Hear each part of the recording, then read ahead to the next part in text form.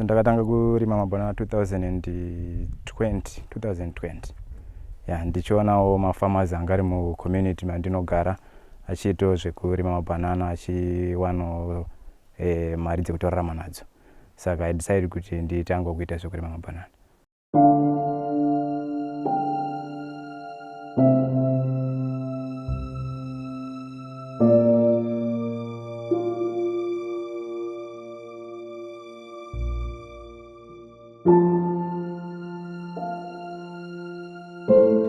In the evergreen mountains of the Eastern Highlands, nestled deep in the Honde Valley, is a place called Hauna, where farming is more than a livelihood. It's a way of life. Here, the land is generous, the rainfall steady, and bananas flow in abundance. But for years, that abundance didn't translate into prosperity. Scattered farmers sold alone, prices were low, markets were far, and middlemen took the lion's share. But in these valleys, something new is taking root, not just in the soil, but in the strength of community. Farmers are coming together, forming cooperatives, gaining power, and rewriting the story of banana farming from struggle to stability to shared success.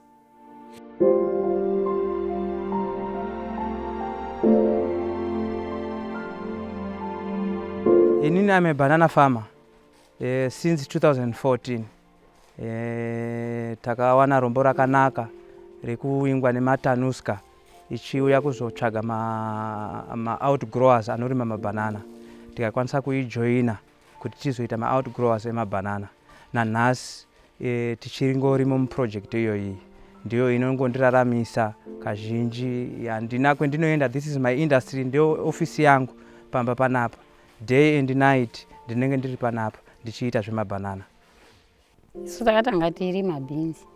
Ndodzakatanga tirima. Wapazongoya wekwamupanga kweirrigation. Vangotanga ngosimawo minde mabanana. Saduri vangozvifarirawo vatangodini chero makomba. Angotanga ngosimawo ndima padiki. Tine munda uri pasuko ndokotakatanga. Patangotanga ngosima. Tingofamba bishana. Svikirawo munda wedu tadini. Tapedza munda wese pasuko tozobva tachizokwira kuno. Vatachitangosima futi kuno. Ndinogara namai nevanin'ina vairi. Vamwe vakaroorwa uye umwe musikana ari kumabasa. Asi pari zvino togara namama, baba vakashayika. Saka tinogara nevanin'ina vairi namama. For years, banana farmers in Hauna worked very hard but earned little. The market was flooded, prices unpredictable, and buyers often middlemen with fast tongues and low offers. Without collective power, farmers sold individually and were picked off one by one. The winding mountain roads made transporting bananas to faraway cities like Mutare and Harare very slow, expensive, and risky. And with no guarantees of markets, most farmers lived harvest to harvest, unsure if their next crop would feed their family or go to waste. Matambudziko etiri kusangana nawo as mabanana farmers ndiwo ekuti tinomboita ma-challenges ema-buyers. Mabanana anombowanda kuflada zviya izvi. Zvinoita kuti mabanana edu aorere ari mumaminda nguva zhinji. Then second issue ndema-prices. Ma-buyers etinawo izvezvizvi ndiwo vanobhagena ma-prices. Zvisinei wasingatarisi kuti isusuwo wacho varimi tambomarimawo sei. So we are forced kuti tiendese mabanana nema-prices ari very low. At the same time paanowanda mabanana edu anoora. Ma-challenges andosangana nawo ndemvura. Mvura inombonetsa for ma-irrigation sezvo munda wacho wakakura hawo kupfuura mvura yandinayo. Saka ndopando ma-challenges andosangana nawo. then imwe challenge yemarket tanga tine challenge yekutransporta mabanana edu kusvika patinomaketera, saka nezve tiri kungogadzira road ndokutosova problem yemarket. Ndofunga mabanana acho anorema, tikamatakura nemusoro kudai hatinzwi tiine mwoyo wekuda kuwedzera kurima, asi zvinezvi takugadzira road uye mota pane payakutombosvika yakusvika pahafu, pamwe pacho totakurwa nemusoro, saka ndo masovera tiri kuitawo challenge iyoyo. Transportation ndo problem huru inoitika mukurima kwatinoita nemamarkets acho, saka kazhinji kacho tashayisisa kudaro, so tinozoshaya chinobatsira kupundutso mumabasa atinenge tichiita, ngendaa yekuti tinenge tisina income yakakwana, tinenge tisina zvinobatsira maprojects acho kuti aende mberi. Pane period inowanda mabanana, saka market kwatinotengesera kunoita kudiki sezvo mabanana anenge akawanda, saka amwe acho anototsvukira munda munomu achitodonha, amwe akakoresa anodonha rotoora zvekuti pane pasina kwekuritengesa. Plus mamarkets amwe atinotengesera amwe acho anograde madiki wosiya mahombe uchitora, saka iye acho anozotosara futi achitoora futi anenge atosiyiwa acho nemamarkets atinombotengesera. Inini semudzimai tine machallenges akati wandei atinowana mukugara kwedu mumamisha, asi sevanhu vane nzvimbo yavo inogona kuvapa zvinhu zvakawanda, tichizongosangana nedambudziko rekuti kwekutengesera mafambisiro ekuenda kana kumaguta anenge achinetsa. Mukufamba nemota tinosangana nematambudziko akawanda, mota dzaidonha, zvinhu zvatinenge tabva nazvo nyangwe zvakawanda sei zvaizongoparara munzira. Harvesting and post-harvest waste affects the banana industry, especially in remote places like Honde Valley.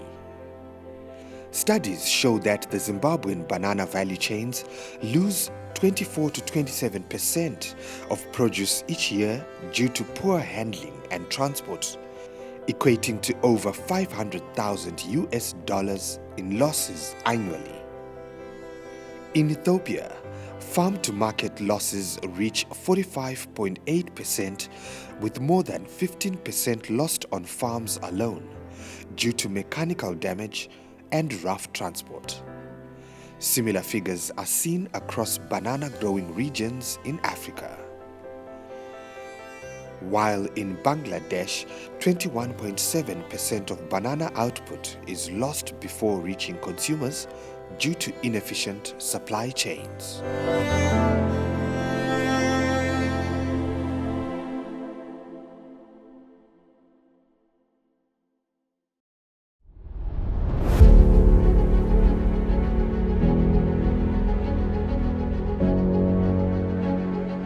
Pazuva pamwe pacho tomuka topinda mumunda tochekera mashizha, tochinja magani, topinda na6 svika na12 tochibuda tochiuya kumwa, asi tobva na12 kuenda 3 netochinja magani, 6 netochinja magani, svika 9 dzemanheru netochinja futi magani, toti futi 12 dzemanheru chinja magani, 3 dzemanheru, 6 koedza, toramba tongodaro. Kana ndichida kushanda mumabanana munomu ndinowanzoshanda pamidweek, ndo pandowanzowana nguva dzekusenza mumabanana munomu, saka ndine mvura dzinoshanda munomu zvekuti ndikasvika ndinochinja masprinklers angu, then makuseni ndozomachinja futi kana masikati, asi during the day ndo pane ndichiita zvese zvinoitwa mumabanana like desuckering, weeding nekuisa mamulching, ndo maactivities andoita muno. Growing bananas isn't easy. It takes persistence, precision, and back-breaking effort. Farmers here rise before dawn and rotate 3-hour shifts just to manage the direction of sprinklers, day in, day out, all to ensure a healthy harvest. Yet despite all this labor, many still struggle to earn enough. Poor prices, spoiled fruit, and no processing capacity. Seeing the burden farmers were carrying, among other challenges, the Ministry of Women Affairs, Community, Small and Medium Enterprises Development, in collaboration with Agritex under the Ministry of Agriculture, with the International Labour Organization as the implementing partner, stepped in. Backed by funding from the African Development Bank, they designed a solution built not just on sympathy, but on systems. A banana processing plant that will help reduce waste, extend shelf life, and boost value right here in Hauna. Chivakwa chedu chiri panapa. Chivakwa chine about 350 square meters. Chinenge chine ma compartments anosanganisira area ye manufacturing, area ye storage, pane ma offices matatu ne ma ablution blocks. Isu tiri baba namai Sanyanga, Mr. and Mrs. Sanyanga. Tinogara pano pa rural residence yedu ineyi muHonde Valley muno. Takangosvikirwawo ne-council nguva yavaitsvaga project yekubatsira madzimai nemayouth. Vari kutsvagawo nzvimbo yekuisa food processing plant. Saka isu takati nelendo yatakangotarisawo tikakufunga kuti pamwe since zvanga zviri zvekubatsira madzimai nevechidiki vedu kuti vaonewo mabasa, hatina kuona paine chakashata kuti tipe land iswe factory iyoyo. Yeah, the project started way back in 2018. It was as a result of some accidents resulting from farmers going to markets in Harare and Mutare. It came to our superiors and we were tasked to come up with a project proposal for the processing plant, and that was done by the head office with the provincial office. Also, another issue was of gender-based violence. You know, women, they used to go to Harare, Mbare, and maybe they spent possibly a week or 1 week and a half selling their bananas there, and you know, some of them, they ended up having maybe some extramarital affairs, and there were a lot of cases involving gender-based violence, and that also triggered the establishment of this processing plant. Saka we are happy kuti pane factory iri kuuya ichazotibatsira kuti mabanana edu anga achienda ipapapo asingaori, achiitwa coded ipapapo, achigara mumacode rooms. Tiri kutarisira kuti tichabatsirikana nemhaka yekuti plant yacho change ichitora mabanana neuwandu hwakanyatsonaka zvekuti hatarisiri kuti pane banana richasara mumunda kana kuti richagradwa kuzi riite rosara richizoora. Saka tichatorwa mabanana edu zvakanaka. Saka netarisiro yekuti challenge iyoyo ichasolvwa. Asi nekuda kwekuti pane factory tinozoona zvimwe zvinhu zvedu zvichitirerukira, zvichatipa simba rekuramba tiri mumunda tichisenza kuti mabanana edu aende mberi, nekuti pekuendesa tinenge taanapo, tinenge taakuwanawo kana mari yekubatsirikana mudzimba dzedu kuti isusu kurarama kwedu kunge kwakanaka. Kuvana vedu zvanga zviri kutinetsa nekuti vana vedu vanga vakungomuka vakatarisana nekubhema fodya nekumwa hwahwa, kana kuti aende mumunda macho aiti ndinozviisa kupi, nekuti dzimwe dzenguva transport yacho mari yekuenda kana kunana Harare kana kunana Bulawayo kana kubva maHonde Valley muno kuenda kwaMutare zvazviine machallenges akawanda chaizvo. Asi tiri kuona kuti nefactory iyi vana vedu vachadzoreka mune zvimwe zvakawanda zvanga zvichitirwadza isusu semadzimai, kuti vana vedu vari kungoswera vachiita zvinhu zvisina nebasa rese. But nekuti taatisisina pekutarisira kuti apa ndipo pachatibatsira, tinotofara chaizvo nekuziya futi kuti hurumende yedu inobatikana nekusimudzira madzimai nekusimudzira vechidiki munharaunda. Naizvozvo kana patakatanga tanzwa kuti factory iri kuda kuvakwa, takatarisa nekuvakwa kwairi kuita, tiri kuona matambudziko edu achizoita zviri nani. Takatotarisira kuti isusu hurumende yedu inoda kuona pundutso matiri izoti neremangwana zvatakaita kuHonde Valley kuvaka food processing plant zvabatsira, nekuti vachaona kudzikama kwevana, vachaona kufara kwemadzimai. Kurima mabanana kunobatsira. Chitarisa kuti vechidiki vakawanda sometimes kana vasina zvekuita ndo pavanozoswera vachiita zvinhu zvemadrugs. Asi maactivities anoitwa mumabanana munomu, unotoswera ungori mabanana uchitosenza uchiavoida mawe akadaro, then after unongotonopayiri nani. After kana waharvesta mabanana ako unoita zvinhu zviri nani. Rather kuti hauna chekuita ndo paunenge wauzoswera uchiita zvinhu zvemadrugs. Saka izvezvi ndiri kuona kuti pandinoswera ndiri munomu at the end of the month nene something. Saka ndiri kuona kuti zvinogona kundibatsira. Takuto encourage kuti plant yawo yayi haisi kufana kuzozorora, meaning to say our age, younger age, takufana kuva tiri busy, toita focused kuti plant irambe ichirana iyo. Zvakureva kuti takufana kusiyana nemitoriro zvakawanda zvinoita kuti upenyu hwedu usaenderere mberi. At the same time tichiita kuti plant yedu isamire ienderere mberi nebasa, because pakutoda kunge pachitosimbiwa zvakanyanya kuti mabanana achinge achienda ipapa paplant ipapa.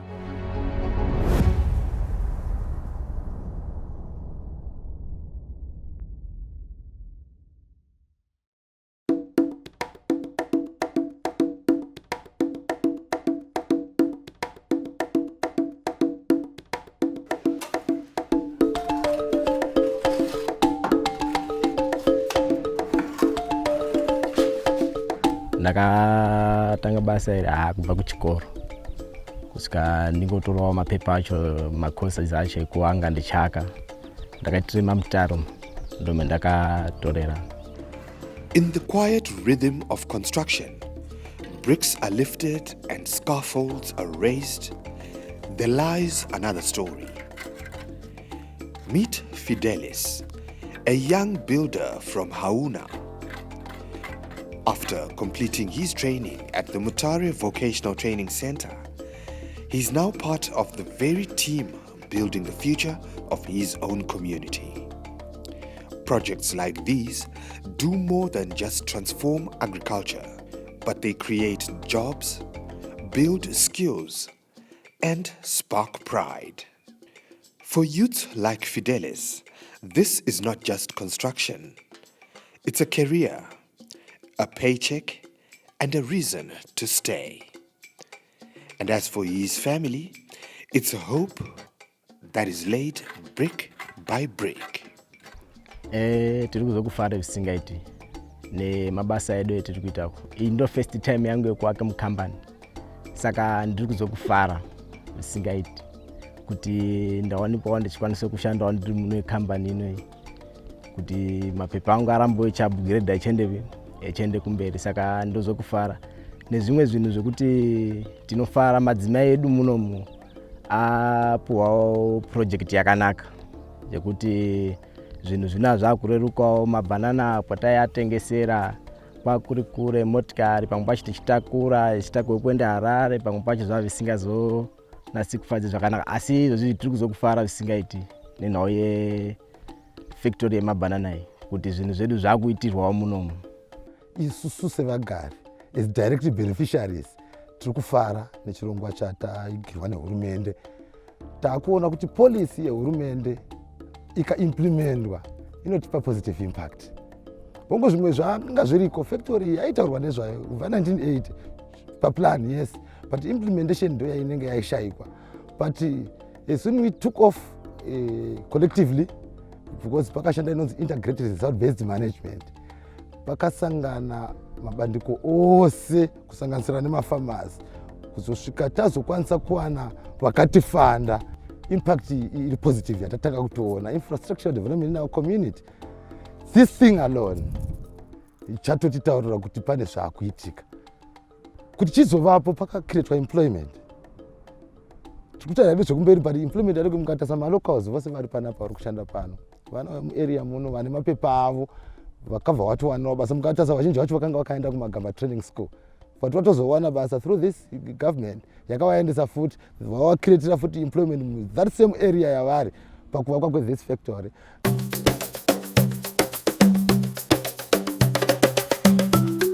But bricks and machinery alone aren't enough. Behind the scenes, a quieter groundwork was already in motion. With capacity and support from development partners, the Ministry of Women Affairs, together with the Ministry of Agriculture, worked hand in hand, identifying farmers, building skills, and forming legally registered cooperatives. This is so that when the doors of the processing plant finally open, it won't just belong to the project, it will belong to the people. There are a number of trainings and workshops which have been conducted in partnership with the Ministry of Agriculture, Agritex, and the Ministry of Women Affairs. We identified a number of farmers who went through the co-creation workshops so that they come to know how the processing plant will be operating and all the other issues which to do with the operation of this processing plant. So under our SMEs department, they were tasked to form some cooperatives, all the farmers, because they have been said they will be the owners of this project. So they were tasked to come up with some cooperatives. And this is a process, but as we are speaking right now, most of the cooperatives have already registered their cooperatives. As Agritex, we are a key stakeholder in this project. We are working closely with the Ministry of Women Affairs, and our major role is to mobilize farmers and train them on good agriculture practices in bananas. We started off with a workshop where most farmers around the Honde Valley area were taken for an inception meeting, and they were briefed about the project. So we started off with the farmers who were briefed on the program, and then we came and trained Agritex staff so that they go and train more farmers in their wards. After the trainings, we are now going into cooperative trainings where we are training farmers together with the Ministry of Women Affairs on how they can form groups and become cooperatives so that they work as cooperatives to manage the plant. Sekuti taakufoma ma-cooperatives tiri kufunga kuisawo ecenter yema-offices ye-cooperative yedu yema-cooperatives edu pane ne-workshop kana ne-garage rekuti kana paine tichizoitawo ma-tractors anoda kuti atakure produce yedu kubva mumaminda ichiuya kufactory anenge aine pekuchengeterwa nepekuservisirwa. Panenge paine warehouse yedu yekuti tinochengetedzawo ma-inputs ema-farmers zvakaita ma-fertilizers, seed nezvinenge zvichidikanwa nema-members e-cooperative. Obvious mabanana akanga asisukuora akwanisa kuchengetedzwa pa cold room pa plant, it means kuti taakumaximize ma-profits edu. Hatina mari yetichazonge taakurasikirwa nayo because every fruit richabuda mumunda tinenge taakuwana batsiro nayo. Apa tineturubatse rosi inenge yashoma. Hakune kusina anenge arochukira mabhana because apanenge akuenda ari akawanda. Pakuti hapana anenge achiri kuenda Harare bakumbare. Mumamotika umo vanhu varopera kusangana nematsaona. Saka apa panenge padhuze. Tikufara noti turufara zvikanaka kutengo tinoenda kuona kuti zvakamira sei. Pamitengo kuti zvakamira sei. Turufara nanhasi noti pane padhuze padhuze. Ndikuti ndichitarisa nezveplant iyoyi nekutora kwaichaita mabanana ndiri kuona kuti zvichatibatsira uye zvichaita kuti tiitere mangwana rakanaka because tinenge tine good market inogona kuti tidzosere mumunda kuti tiwane macapital ekuti tirambe tichisimudzira zvekuti kana tikashaya market yakadaro tinenge tisina ramangwana nekuti banana racho tinorwadziwa pakutsvaga capital kuti tidzokere mumunda. Asi banana redu rikasaora tinoramba tichisimukira, saka ndiri kutarisira kuti tichange tine ramangwana rakanaka zvekuti kana ndikazoone mhuri nendiri kuona kuti kutange. In the heart of Hauna, a quiet transformation is unfolding, not just in the fields, but in the minds, hands, and hopes of banana farmers. Through unity, training, and shared purpose, what was once a scattered struggle is becoming a structured path to prosperity. From the soil to the cooperative, from the farmer to the builder, this is what empowerment looks like when policy, partnership, and people work together. As for the banana farmers of Mutasa District, the journey has only just begun.